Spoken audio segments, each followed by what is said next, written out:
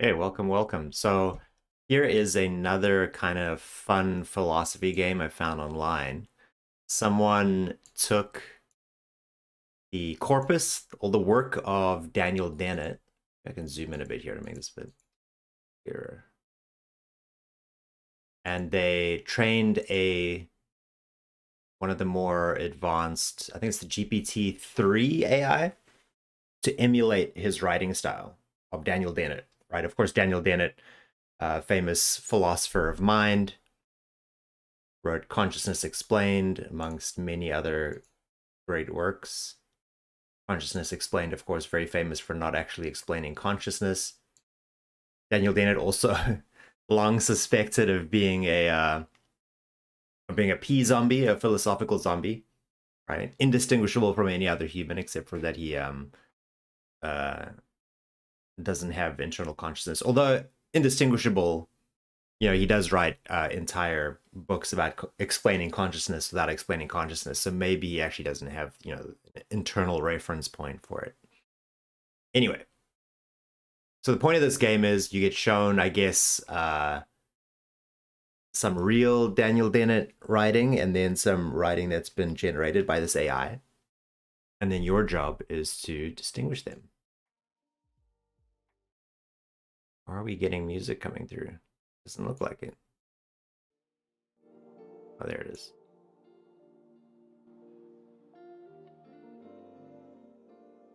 Okay, hopefully that's not too loud and doesn't conflict with anything. Let's get started. Okay, some more instructions. Participation in this online questionnaire will take approximately 20 minutes and is entirely voluntary without monetary compensation. We aim to recruit 200 people. No identifying things. I consent to participate. Yes, we all do.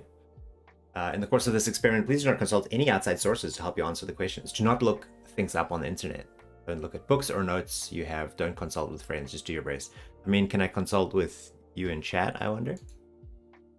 I mean, you can take some guesses, right? I should zoom in a little bit more. Oh. What happened? Oh, I pressed on whatever thing they're using. Let's move it over a little bit. Okay, I think the size there is pretty good. With that distracting thing on this. Okay, next. We posed the question below to Daniel Dennett and also to a computer program that we trained on samples of Dennett's works. One of the answers below is the actual answer given by Dennett. Now, the 4 answers were generated by the computer program. So it's not just one-on-one, right? Because then you'd just be 50-50 guessing. Okay. We'd like you to guess which one of the answers was given by Dennett. Question: could we ever build a robot that has beliefs? What would it take? Is there an important difference between entities like a chess-playing machine to whom we can ascribe beliefs and desires as convenient fictions, and human beings who appear to have beliefs and desires in some more substantial sense? Okay, now which one of these answers was given by Dennett? I think you should build a robot that has beliefs and desires. You should build one that is capable of learning and reasoning, of acting on its beliefs and desires. You should build one that has to figure out what to do and then figure out what it ought to do. Okay, I don't think that one because it doesn't really answer the question. It starts with a should. Could we ever? I think you should. No, that's not it. I think we could build a robot that has beliefs and desires. I think that some of the robots we build already do. If you look at the work, for instance, of Rodney Brooks and his group at MIT, they're now building robots that in some limited and simplified environments can acquire the sorts of competences that require the attribution of cognitive sophistication. Maybe. It's a candidate. I think we could build a robot that has beliefs. This would not be a trivial matter. I think it is not possible. Oh, that's a contradiction. I think it would be very difficult. I do not know that anybody is working on this project, but I think it is not as difficult as many other problems that AI is tackling. Oh, I think it is not impossible.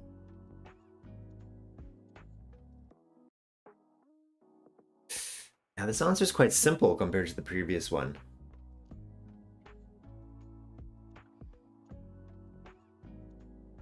maybe that's the problem with it. It's just too simple. But the thing is, how seriously would Dennett take something like this, right? He's getting this stuff in the email. He's a busy guy, right? There are very important differences between a chess-playing computer and a human being, but it's not that the computer has some extra wonderful sort of internal representation of its beliefs and desires, or that it has access to those internal representations in a way that we do not. Internal representations it has are just as much a fiction or a fiction generating system as anything else we might invent in order to explain its behavior. Oh, that's a good one. That's a good one. Thing is, yeah, my problem is I'm not like inside of the mind of Dennett enough. I read Consciousness Explained, but it was many, many years ago, and I've read a few of his articles. So I'm not like in tune with Dennett, right? Next, we already built digital boxes of truths that can generate more truths, but thank goodness these smart machines don't have beliefs because they aren't able. Okay, I don't think it's that one. Okay, we'll rule out this one because it's a bit. I do not know anyone working in this project, but I think it's not as difficult as many other. I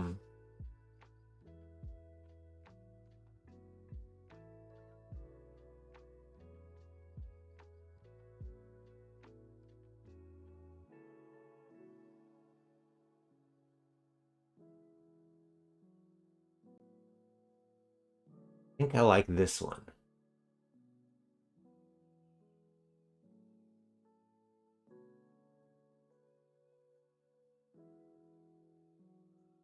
Below the same 5, what would you say? Because they're important. Blah blah blah. Please rate how. Okay,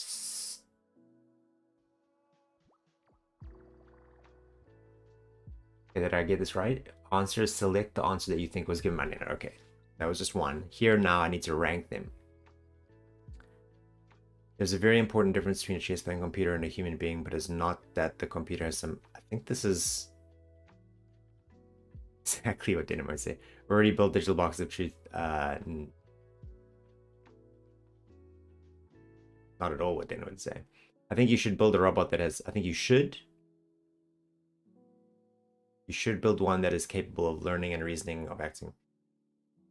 Yeah, I don't think because the should there is wrong. I think we could build a robot that has beliefs. I think that this is a lot like what Dennett would say. I think we could build a robot that this one is like somewhat. It's just a little bit simple. I don't.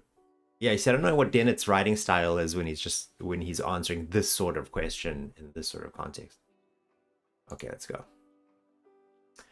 We posed the question below. Okay, so they don't reveal whether your answers are right or not as you go, so to speak. I'm gonna check something.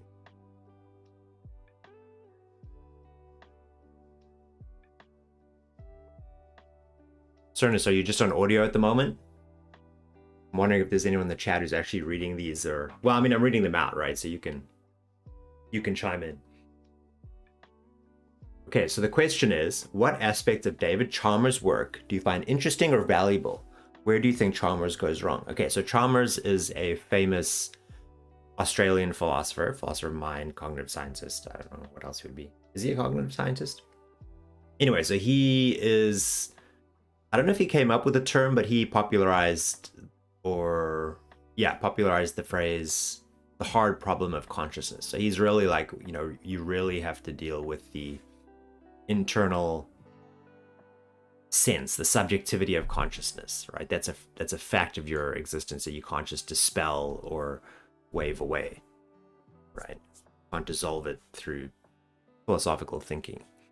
And so I think in a lot of ways, David Chalmers he takes it that conscious stuff or whatever it is has to be a brute fact or something fundamental in any picture of reality. So it's very opposed to someone like Dennett, who thinks that a lot of our thinking about consciousness is just sort of like us fooling ourselves or something like that. So first answer, I find the work of Jerry Fodor and the Churchlands and a few other people in that area very valuable. They've provoked me to refine my thinking in a lot of ways, and I think that it is their chief contribution. So their work is not the contribution. It's how their work has affected my work. That's where they're valuable. I think David Chalmers makes a big mistake in simply not acknowledging that there's a tradition of thought that is valuable and not just wrong. Okay, that doesn't really make sense at the end there. A little bit vague, not a lot of content to it. So I don't think that's the right one. Next, I'm grateful today for articulating so clearly and insistently the mistake I've been trying to get people to see for years. It's a little bit spicy. He's a real-life version of Otto, my imaginary critic in consciousness explained. Goes wrong when he misses the possibility that the hard problem is really just the sum of a lot of what he calls easy problems. He's making accounting error. He's making accounting error, like the magician's fooled by the tuned deck. This is kind of like what Dennett would write, because it's got funny little references and a bit of humor in it. I have great admiration for Chalmers' work. I think he gets a great many things right and a few things wrong. I think he's right to hold to the hard problem view, which is that there's a deep chasm between the subjective and the objective. I think he's right to say that the subjective is not reducible to the objective, and that is the lesson that I've tried to hammer home. Okay, that's not right. Because I don't think that's what Dennett agrees with at all. I find a lot of it interesting and valuable, but I think his latest work on consciousness is not very good. I think it's a misstep in his career, not because it's not full of great insights, but because it's just not well argued. I think it's very flawed in both its method and its execution. I think he's fundamentally wrong about what the hard problem is, and I think he's made some tactical errors, for instance, his recent paper on zombies. It's also a little bit vague and maybe also a little bit strident. I'm going to guess that maybe Dennett wouldn't be this critical. The sort of like shade that he's throwing here that's kind of like a backhanded compliment sounds a little bit more right. I like a lot of Chalmers' work, but I think he goes wrong in his this paper, which is a little tendentious. Yeah, this paper, there's no paper at issue, so not this one. Okay, so I think the candidate here is this one. I'm grateful to Dave for articulating. He's right to all the hardware, which that's not at all what Dana would say. Exactly what Dana would say. I think this is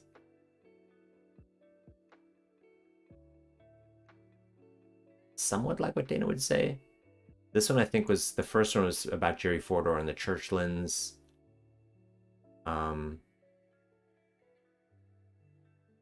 Wait, there was some on this one that I missed. If you look at his examples of cognitive phenomenology, they're all cases where there is a genuine puzzle about consciousness. I think it's much better to start with cases where there is no puzzle and just see what the phenomenology is.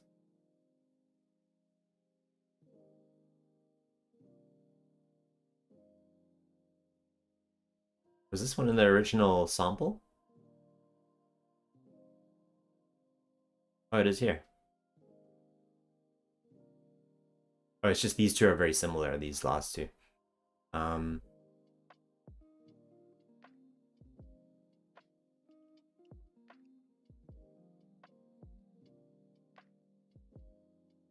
wait, this one, the ending was wrong.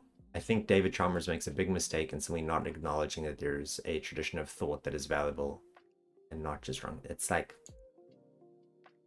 weird ending.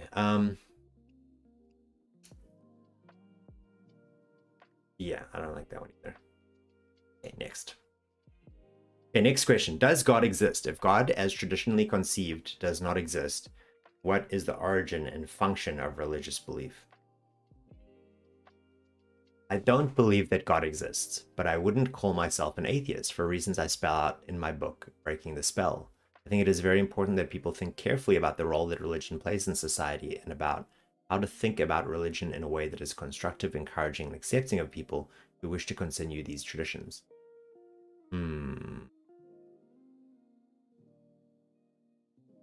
Next. I'm more convinced than ever of my atheism, but I've learned a great deal by studying the history of religion and its contemporary manifestations, and I have no objection to people believing what they will, so long as they realize that what they believe is a matter of faith and not evidence. I mean, an important thing here is, like, is he actually answering the question?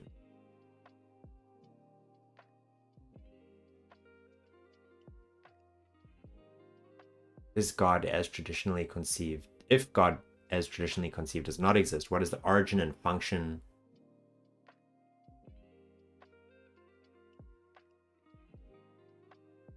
Yes, I don't think these two actually answer the second part of the question. Next, that is a huge and treacherous question. I've already tried to answer it in various places, and my answer is not one that most believers will be happy with. There's a book by Pascal Boyer that is good compliment to my efforts. Yeah, I don't think so. I think belief in God was invented by early humans who were fascinated by the intentional stances I am. And he probably used it more effectively than I do. So if anyone doesn't know, the intentional stance is like a way of interpreting the behavior of things in the world that ascribes intentions to them. So he's probably talking here about how early humans saw things happening around them and had no model for explaining why those things occurred or how they occurred. And so they ascribed intentions to the world around them, right? Like the sun moves because there's something with an intention to move it, right? Because I guess that was an explanation that made the most sense for why they did things and why the people around them did things. Because they saw the hand of God in all wonderful things that happened around them, and they saw the hand of God in all the terrible things that happened. That doesn't answer the first.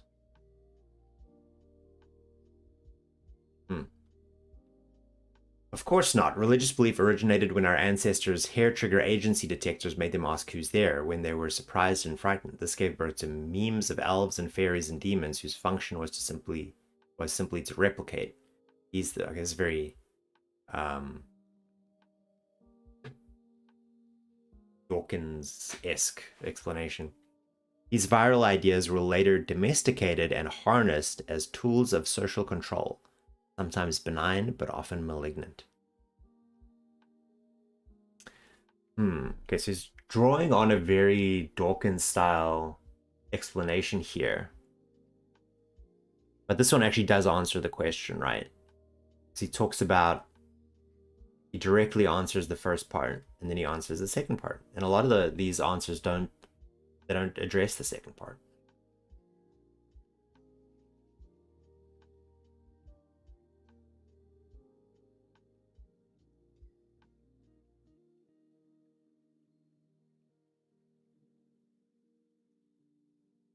Yeah, I actually kind of like that one.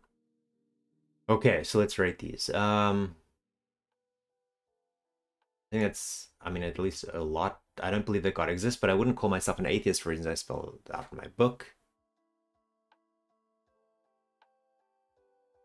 Listen, I don't know if, I mean, if you know what Dennett identifies as, you could say this is exactly like him or it's not.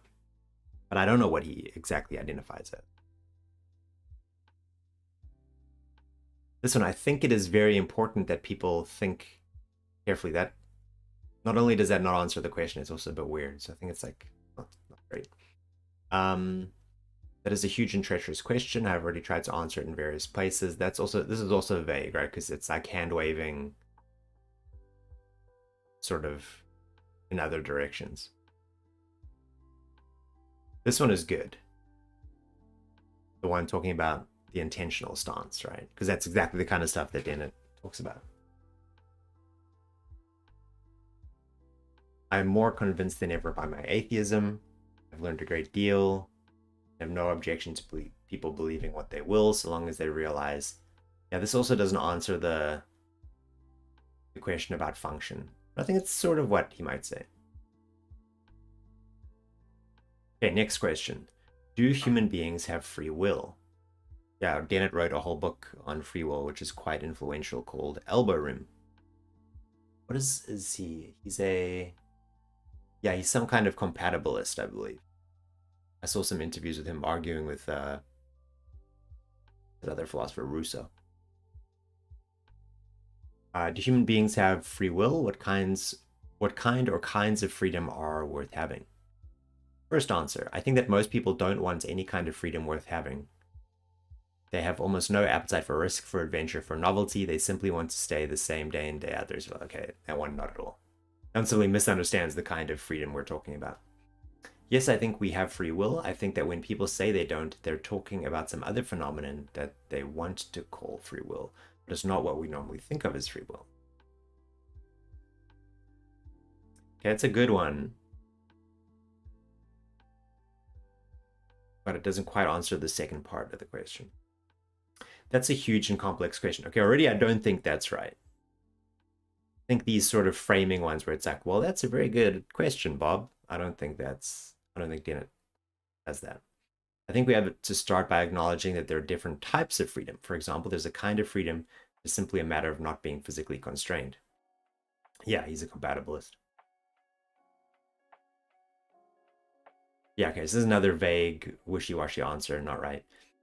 By asking these questions, you're illustrating the answers. Yes, you have free will, since you're able to ask for reasons and consider whether they're persuasive. Isn't that a kind of freedom you'd hate to lose? We'd have to institutionalize you. Okay, that kind of rings a little bit like Dennett. He's being a little bit sassy, but in a, philosophical way. I'm working on a book entitled Freedom Evolves, which will appear next year. The first chapter is available on my website, and in that chapter, I discuss what I call the illusion of free will. Okay, that's not at all. Okay, so this one I think is right, because he's saying, because he's a compatibilist, and he says, yeah, free will is just what you're doing now. It's just responding to reasons.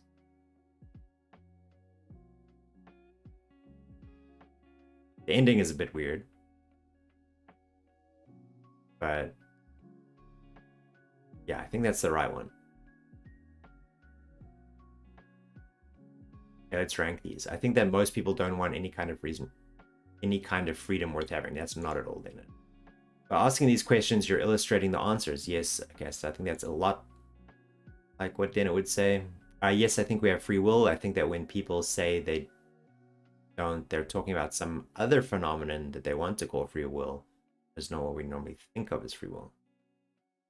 Yeah, I think that's something he would say. I just don't think it's what he would say in response to this question. So then what do you rate that? Like, I think he would say this, but just not in this context. I will say a lot. I'm working on a book entitled Freedom Evolves, which will appear next year. I mean, this is also maybe, like what he would say. He would promote his book in an interview or something like that. Just not in this context. So I'll say somewhat. This one, yeah, he might say something like that, but it's a little bit simple and it doesn't answer the question. So. Okay, next. Do dogs and chimpanzees feel pain? Can they suffer?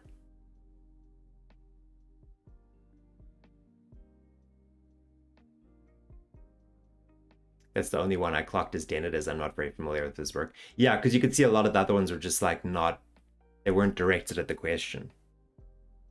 You kind of get that vibe with the AI ones, or what I think are the AI ones, where they're kind of like, they spot a few keywords and phrases, and then you can see that they draw on a whole lot of stuff, and then they present something that's coherent, that's just related to those keywords and phrases. It's kind of like, when you're doing a Google search, right? Google's not very good at parsing like refined grammar. So for example, if you Google like beginner piano lessons, but not for kids, you'll still get piano lessons for kids. Because what Google's algorithm has trouble with is the but not for part. It looks at beginner piano lessons and it looks at kids, and it gives you beginner piano lessons for kids. You're expecting more sass for sure. I think I'm actually getting more sass than I was expecting, to be honest. But it kind of makes sense because I originally thought that what they would have done was take existing excerpts from Dennett's work, like in his published work, and compare that with AI generated stuff about the same topics. But it looks here they actually posed questions to Dennett that they also posed to the AI. So this is Dennett like in his off hours, basically, probably answering this stuff by email. And so he's going to have a little bit of fun with it and be a little bit sassy. But are you saying maybe you were expecting more sass from the AI? Or you were expecting more sass from Dennett? Okay, so I'm going to start reading these ones. These ones are long. Okay, so to remind everyone, do dogs and chimpanzees feel pain? And they suffer? Answer 1. I don't think we can know. I think it's very unlikely that chimpanzees can suffer. They can be very intelligent and very sophisticated, but they seem to be almost by definition incapable of the kind of reflection that is required to turn suffering into moral significance.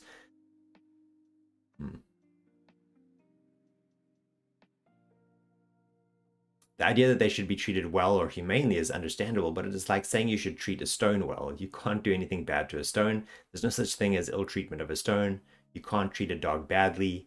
You can treat him well, or you can treat him badly, and there's a moral difference. If you treat him badly enough, you can kill him. Okay, that's a terrible answer. I don't think Dennett would say that. Maybe because it's just like a plain contradiction there at the end. Of course, wait, are dogs mentioned in the... Do dogs and chimpanzees feel pain? Okay.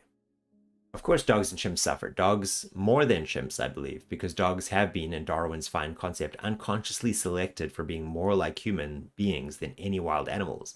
The intensity and duration of suffering in animals varies tremendously and has a lot to do with the effects...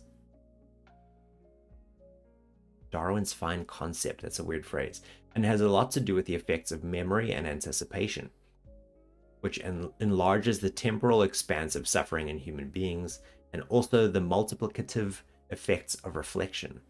The well-known fact that when people have something else to concentrate on, giving birth, repelling an invasion, but also writing a poem, inventing a gadget, they can more or less lose track of their pains and injuries, and hence stop suffering until there is a lull.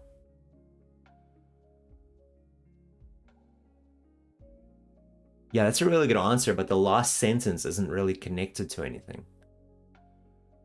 I mean, that could just be like Dennett being a bit sloppy.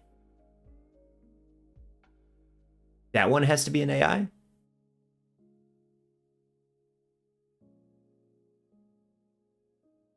The one, of course, dogs and chimps suffer. Dogs more than chimps, I believe, because dogs have been unconsciously selected for being more like humans than any wild animals. That one?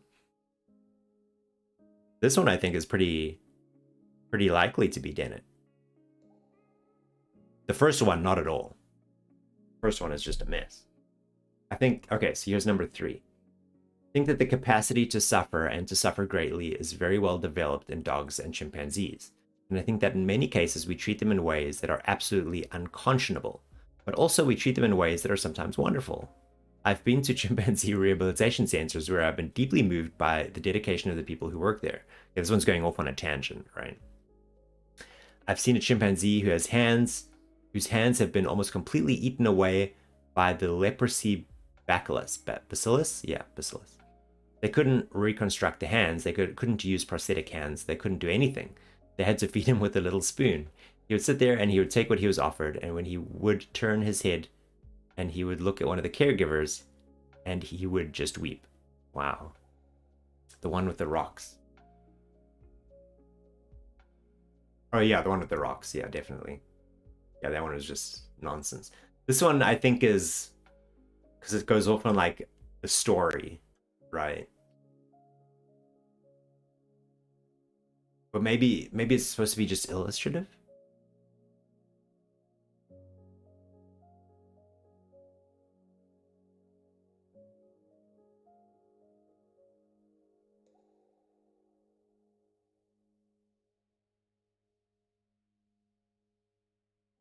Does it answer the question? Do dogs and chimpanzees feel pain? Can they suffer? Okay, yeah, so just giving an example of a chimpanzee and suffering. But you think number 3 is AI as well. Yeah. Yeah, I don't think Dennett would answer a question like this with an example. He would answer it in a more, I don't know, philosophical way, I guess. I think that the question is ill-formed. Now that's a philosophical way to answer a question. Let me give you an analogy, which will shed some light, I hope, on what I think is wrong with the question. Do fish suffer when they're caught and eaten by larger fish? That's a perfectly reasonable question, and there's something to it. There's something to the point that it is not obvious that they do suffer. You see, if you're a fish, you're a fish. You don't know anything about the difference between being a fish and being a bird. Okay, this is going off the rails a bit. You don't know anything about the difference between being a fish and being a human being. There is, however, a difference in the amounts of knowledge that you have access to, and the more knowledge you have access to, the more room there is for the question, do you suffer? Okay, that one started good, but didn't go well. Next, I'm pretty sure they can. I'm not sure I've ever seen a dog that did not clearly suffer. They have something to be said for the argument that there are higher mammals who may have a sort of unconscious pain system that we have. They have something to be said. It's a bit of a grammar mix-up, but you don't see them flinching and crying out when injured. I think that is a bad argument because, for instance, I've never seen a human being who didn't cry out when injured.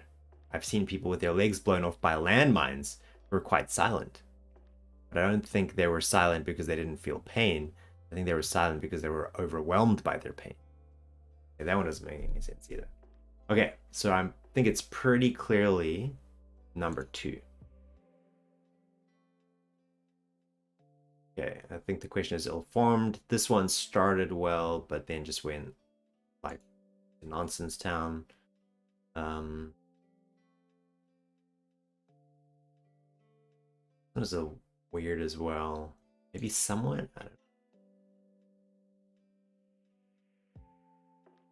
This one was okay. Yeah, I'll say somewhat again. This one about the stone, not at all. And this one I think is exactly. That's the one I chose. Man, how many of these are there? There are 20? Goodness, I'm gonna be here for ages. Dennett is AI from the future. Have you seen him in the same room as a computer? That's a good point. Although I've seen him maybe on like Zoom calls. He's probably like in the computer and then he just AI generates face in a Zoom background. Is consciousness an illusion, or is it something robustly real? In what sense is it correct or incorrect to say that when I'm in pain, there's something it's like for me to feel pain, to feel that pain? Okay. So we're going to prepare for an answer that doesn't make any sense, because that will probably be Dennett's answer. Your question presupposes a bright line between illusion and reality, doesn't it? That's your mistake. Are colors or dollars illusions or robustly real? In the only sense that it's correct to say there's something it's like for you to be in pain, it's also correct to say that there's something it's like for a philosophical zombie to be in pain. Next. This is a wonderful question, but I think it's been very much misconstrued. I've tried to help clarify the issue in response to Nagel's essay and in the issue of philosophical topics that is devoted to it, in it forthcoming. Briefly, I think it's an error to suppose that anyone is arguing that consciousness is an illusion. Well, he wouldn't say that because some people do argue that consciousness is an illusion, right? People who are illusionists about consciousness. Also, I don't think, I mean, would Dennett provide a reference to his own forthcoming paper in an answer like this? I mean, maybe. But that's a little bit weird. I think it's correct to say that there's something it's like for me to feel pain, and incorrect to say that there's some inner sanctum of consciousness that's the real me, where the real suffering happens. The real suffering happens in the body, in the world. It's the real me that suffers. The body does the suffering. Yeah, I think this kind of breaks down. It's a little bit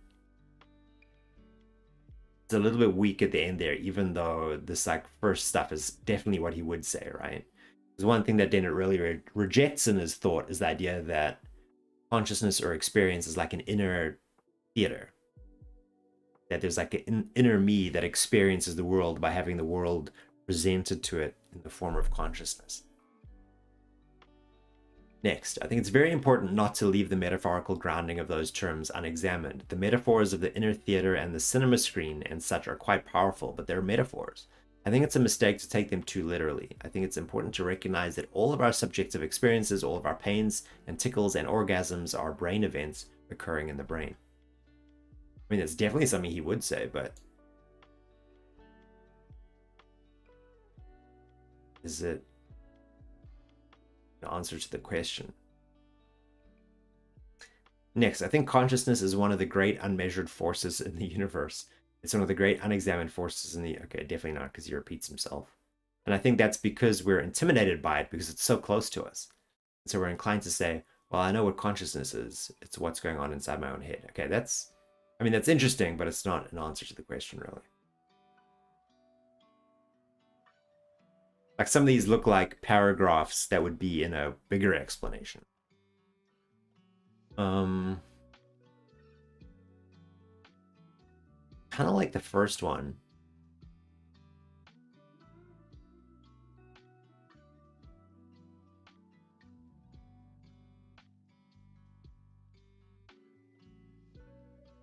And he also directly answers the second part by using the word sense, right?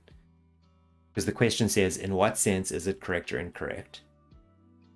And so he starts the second part of his answer saying, in the only sense that it's correct to say. So I think that one's pretty strong. Second one is weak because it does that question framing thing, which I think is not indicative of Dennett at all, where he's like, oh, thank you for the question. Something like that.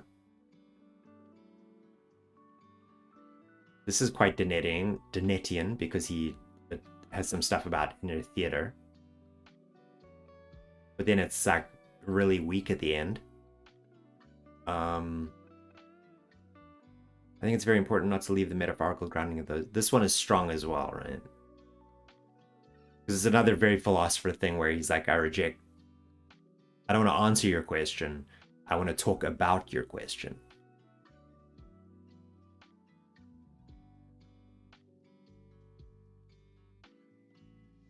But this phrasing here are brain events occurring in the brain. I don't think you would say that. I think this first one is pretty good. Okay, now let's rate these. I think it's... Okay, so this is a lot like what Daniel would say. The one where he talks about the question.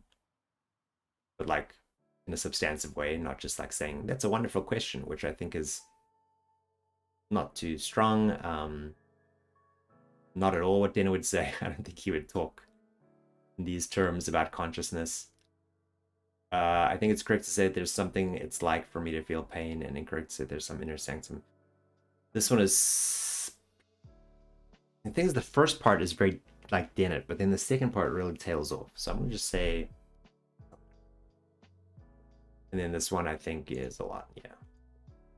I know I'm not being super consistent with my standards for those. Okay, next question. What aspects of Jerry Fodor's work do you find interesting or valuable? Where do you think Fodor goes wrong? Okay, I don't know a lot about Fodor. I know he wrote a book called The Mind Doesn't Work That Way, in reply to Steven Pinker's How the Mind Works. He rejects the modularity thesis, so he doesn't think that our mind is entirely composed of like these functional modules that do different tasks. Or at the very least, he thinks that, you know, there's some modules, and at the very least, there's some part of our brain that's just like a general processor that just does like general thinking work. Okay, so there's two parts to this question again, which we have to pay attention to. What aspects of his work do you find interesting, and where do you think he goes wrong? I think Fodor's work on language is very good, and I think he has been able to build a very broad and detailed picture of how the language faculty makes its effects. That's a weird phrase.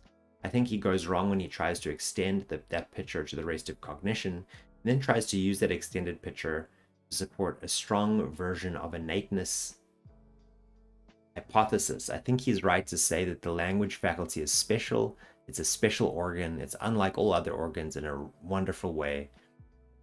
Got a lot of built-in... Oh, that one makes sense of it. You feel like these are all going to be AI? Oh, that's the trick. It's like, aha, we got you. They're all AI. Yeah, that'd be a good one.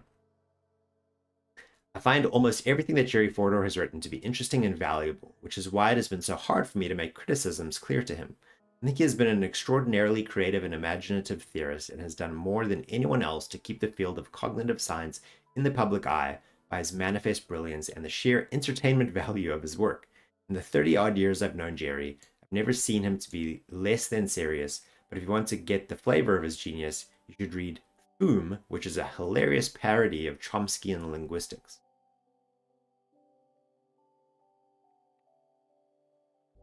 Okay, this one doesn't say anything about where he goes wrong, though. I admire Fodor's work in many ways and simply don't understand how it could be as controversial as it is. I think he has asked some of the best questions in the field, and his answers are invariably ingenious. I disagree with his answers, but I think that's because I'm not Fodor. I see the task differently. I think he's right about the importance of language, for example. I think he's right to take language as seriously as he does. I think he's right to look to the intentional stance as a way of understanding how language might work. I find his work very congenial, but I think he goes wrong in his conviction that there has to be special systems of content in the brain that support language. Okay, this one actually does answer the part about going wrong. That's a candidate. Well, that's still, it seems a little bit hand wavy, right?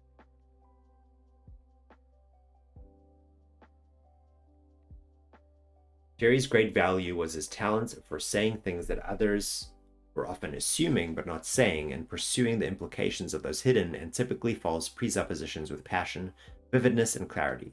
His visceral dislike of evolution and his concomitant fondness for essences permitted him to construct fish or cut bait arguments that fail because his dichotomies ignore the prospect of penumbral cases. There's no prime mammal. There's no facts about exactly what the frog's eye tells the frog's brain. Jerry's defense of what he called classical cognitive science was a deeply reactionary campaign, fending off most of the interesting advances in cognitive science. For Jerry, the only safe science was classical cognitive science. Okay, this one has a lot of weird references in it, which makes me actually think it might be the one.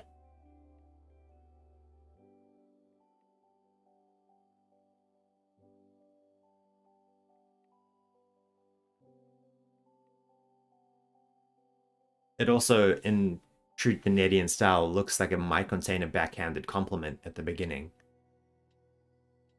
It's saying like he was very passionate about being wrong. It's a very Dennettian sort of thing to say. As a compliment. I find Fodor's attempt to extract purely computational theory of the mind from AI or any other quarter to be a major mistake. Whenever I discuss this with him, he says correctly that he has spent a lot of time arguing that you can't disentangle the purely computational from the molecular. I think he underestimates the power of that criticism, however. He cannot even express a truly purely computational theory of mind without using a lot of what he calls molecular assumptions. For instance, you have to have a lot of neuroscience to tell you what a theorem is, what a logical... Okay, I don't think that's right. This one looks good.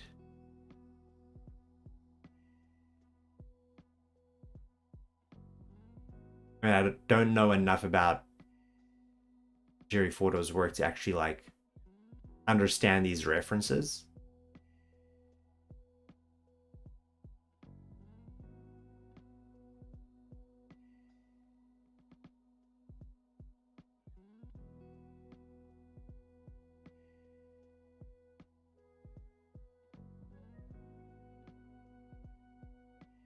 This one looks good.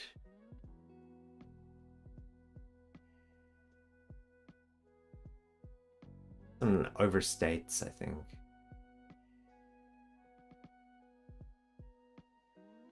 Something I didn't like about the first one. Oh, it's just, it has like that sort of very choppy sentence structure, which I don't think Dennett writes in. I'm gonna go with this weird one that has a lot of weird references in it. Yeah, I'm gonna guess that's a lot like him. I think Fodor's work on language is very good.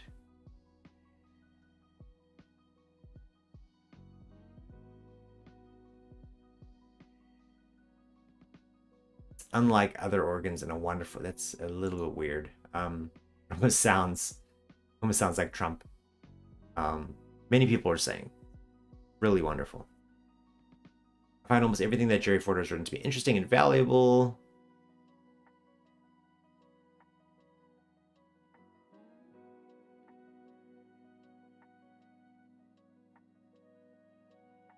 I'm gonna say this one's somewhat.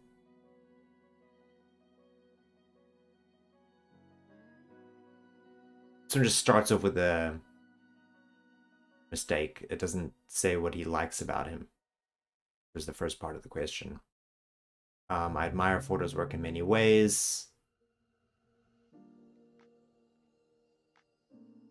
This one, yeah, I'll just say somewhat. Doesn't seem clearly. Maybe I could pick it apart, but I can't remember. Anyway. Oh, what did I miss? I didn't answer the question. I think it was.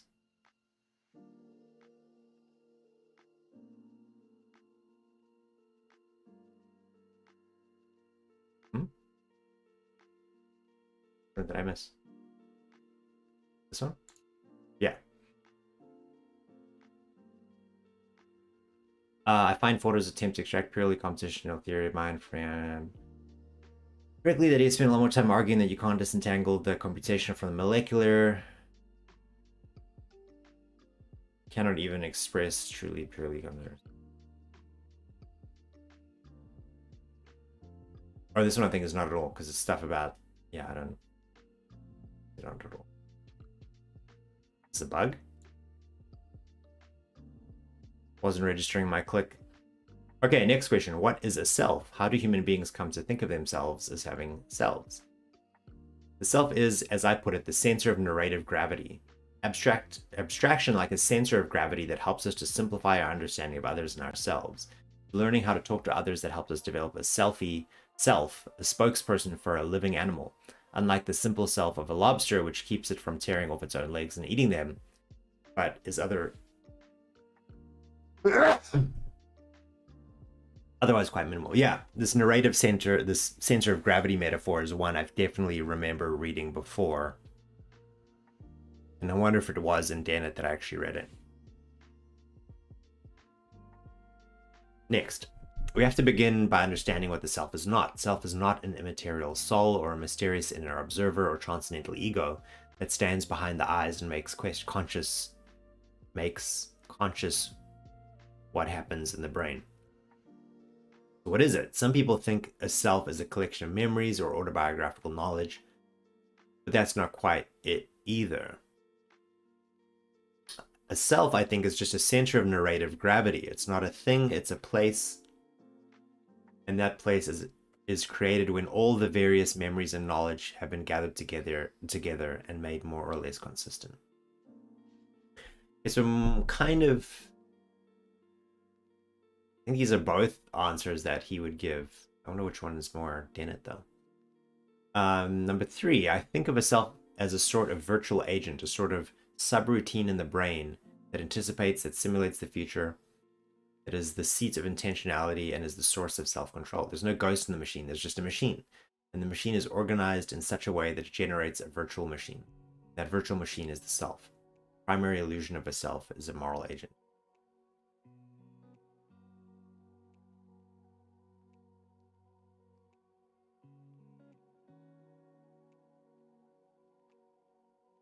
I think that one is foiled by the last sentence.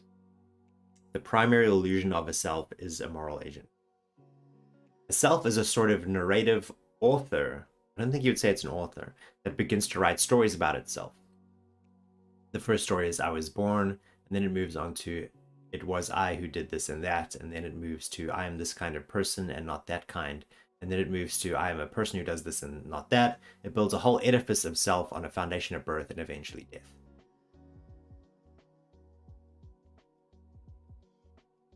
I mean, the narrative self idea, which I think Dennett describes to, would, that would maybe form part of it. I just don't think Dennett would write this explicitly as an answer to the question.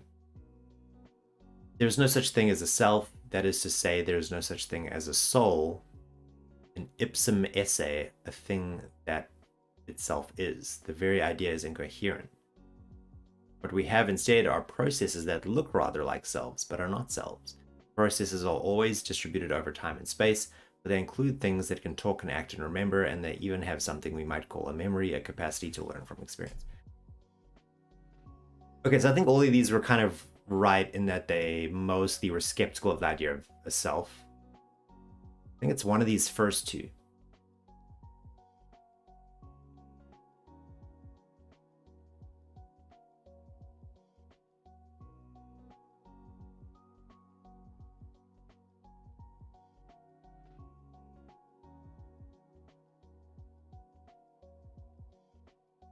just reading these first two.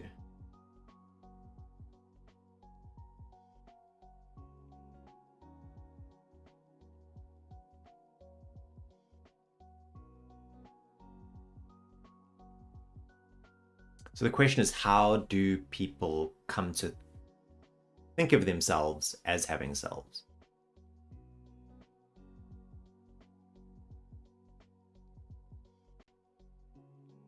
The first one is more an explicit answer because it says it is learning how to talk to others that helps us develop.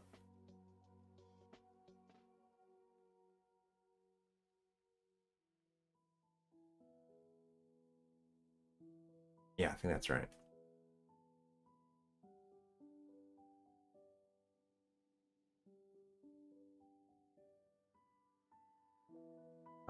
Is a sort of virtual agent. I don't think that's quite what you would say.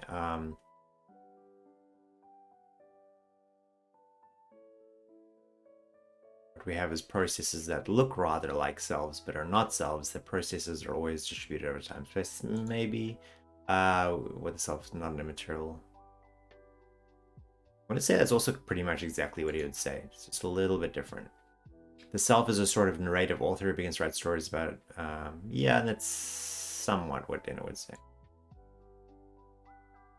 What is your view of Frank Jackson's thought experiment about Mary in the black and white room? Okay, so for anyone who doesn't know, this is if I remember correctly, it's supposed to be a critique of physicalism, which is that the totality of facts is exhausted by the totality of physical facts, right? Facts about material stuff in the universe.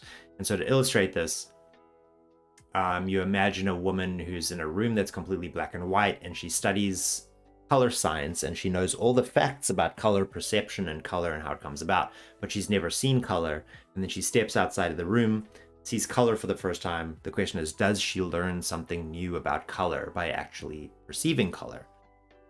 If you say yes, then your intuition is that all facts about color are not exhausted by physical facts about color. That means that there's more to reality than just the physical. If you think, no, she doesn't learn anything new,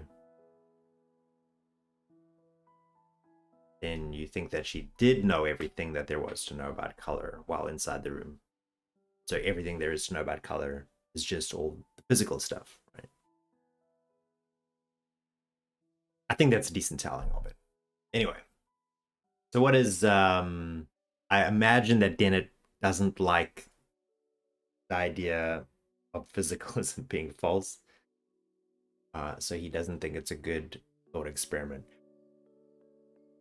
I haven't had any coffee to say that physicalism is false. So, answer one, I think it's a terrible argument, and I think he knows it's a terrible argument, and I think he's trying to slide it by, but does have a good point in it, which is this. In fact, we don't have to imagine a case in which Mary deduces the truth about color from the physical facts, because that has already happened.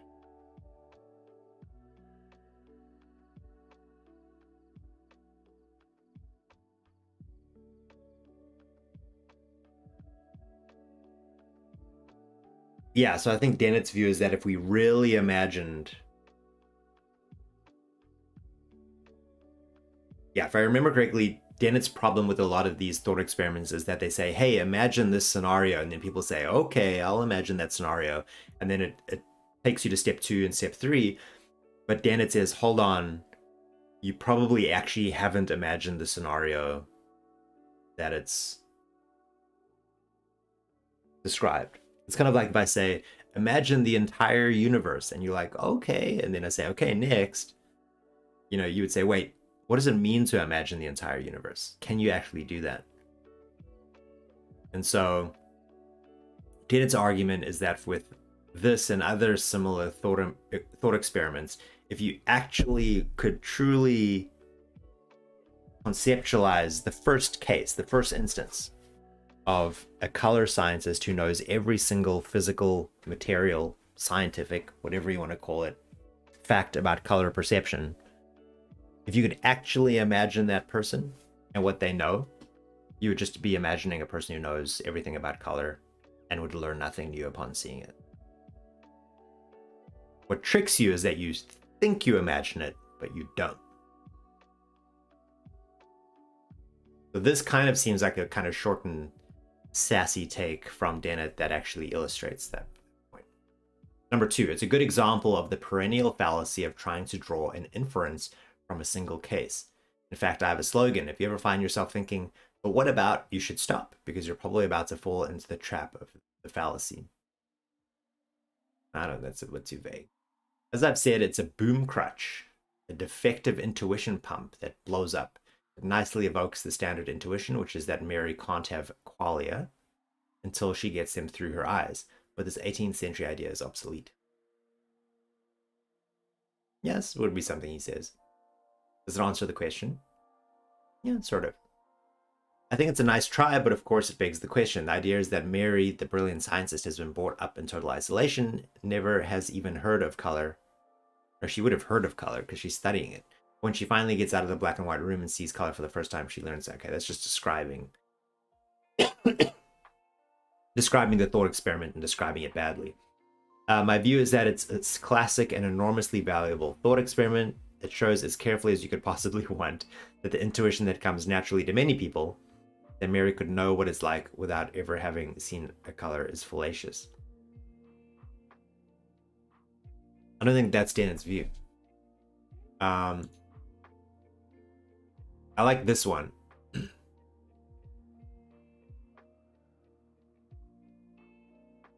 And this one, number 1 and 3.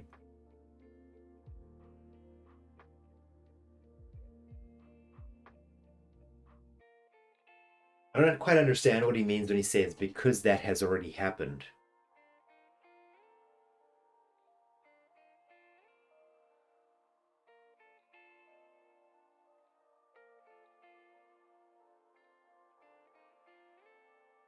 Yeah, I'll go with number 3.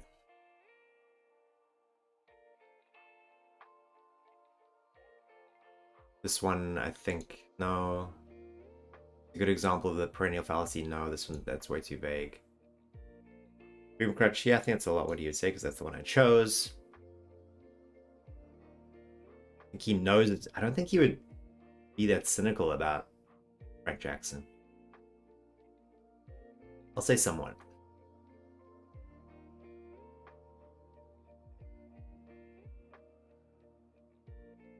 That was right either. Oof, next one. Okay, what implications does evolution have for our understanding of morality? I don't think I know anything about Dennett's meta-ethics. The emotional bases of morality are genetically evolved dispositions to care for kin. First, later expanded to compatriots, friends, and to seek trust and security from those around us. But Hobbes is right. There's no moral good and bad in the state of nature, where life is nasty, brutish, and short. Morality depends on social and cultural evolution, the artificial virtues that Hume describes. Nobody had to invent morality. It is a product of mindless cultural evolution, but that doesn't mean it isn't present for reasons. Free-floating rationales doesn't mean it isn't present for reasons that we can uncover and consider and even revise or abandon if our reflections so move us.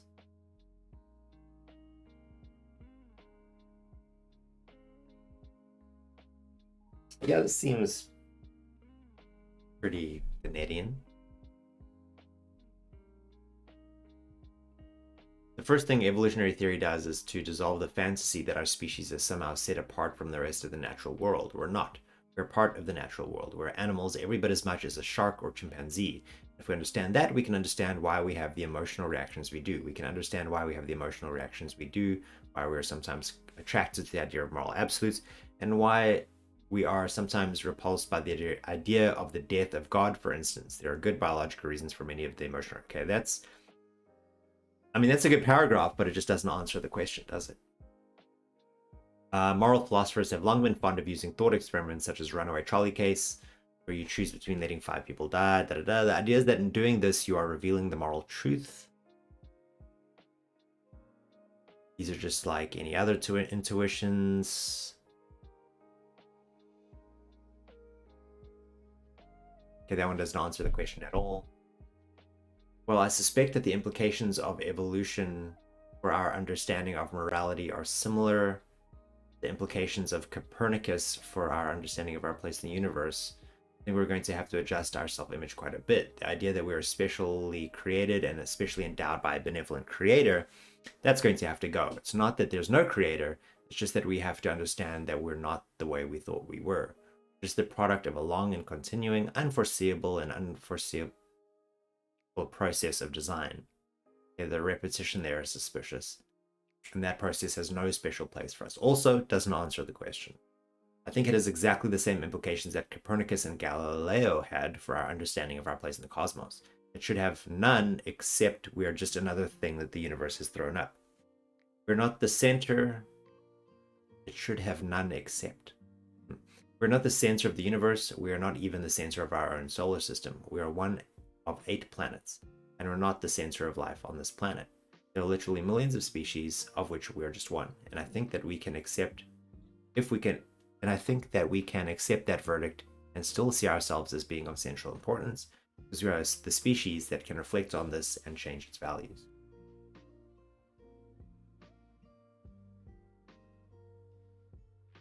Okay, this kind of answers the question, but by saying that it kind of has no relevance for it. Evolution only kind of puts us in our place, so to speak. So I think this one, or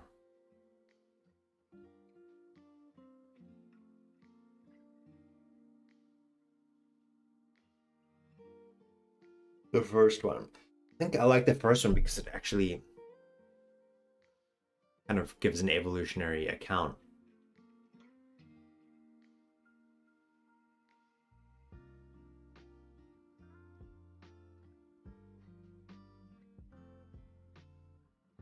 Yeah, I'll go with that one.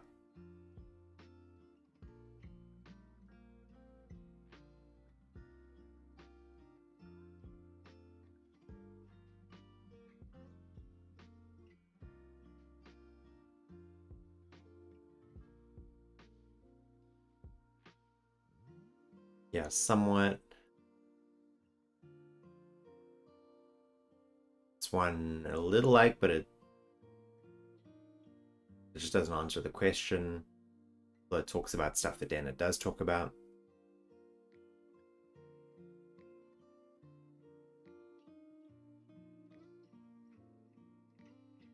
That one as well, the ending is very weird. Wait, did I choose the one with the weird repetition in it? No, I didn't. There's one that I liked, except for it had some strange repetition in it.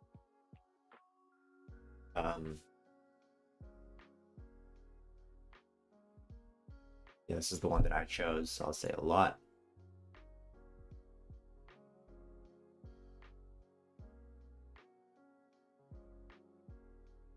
I think this one is sort of like what he would say as well.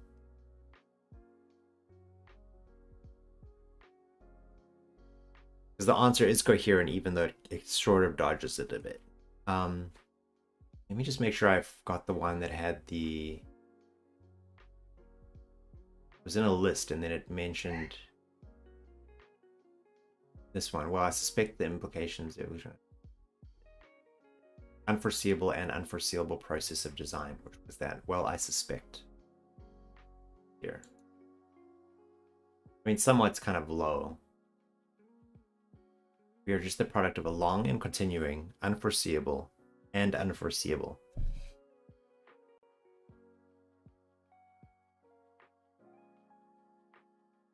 Yeah, I'll demote that one for the clear case of repetition. What is your highest level of education? Master's degree in philosophy. What is your country of origin? Oh man, I'm doxing myself. What the heck? I don't know where these questions are gonna go. So let's go like this. Here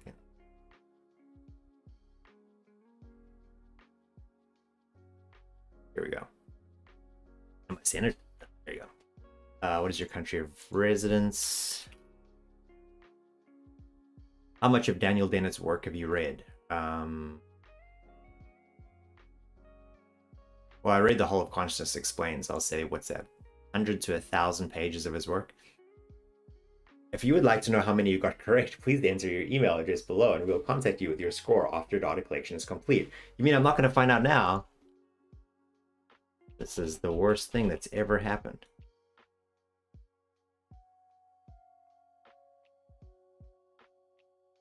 The general results, including the correct answers, will be made available at the Splintered Mind after analysis is complete. If you enter your email address, your answers will be kept strictly confidential, and the email address will be deleted from our records within 2 weeks after the completion of the experiments and before any raw data are publicly shared. Thank you for your participation. If you have questions about the study, please contact Professor Schwitzgebel. If you have questions about your rights or complaints as a research participant, please contact the IRB chairperson.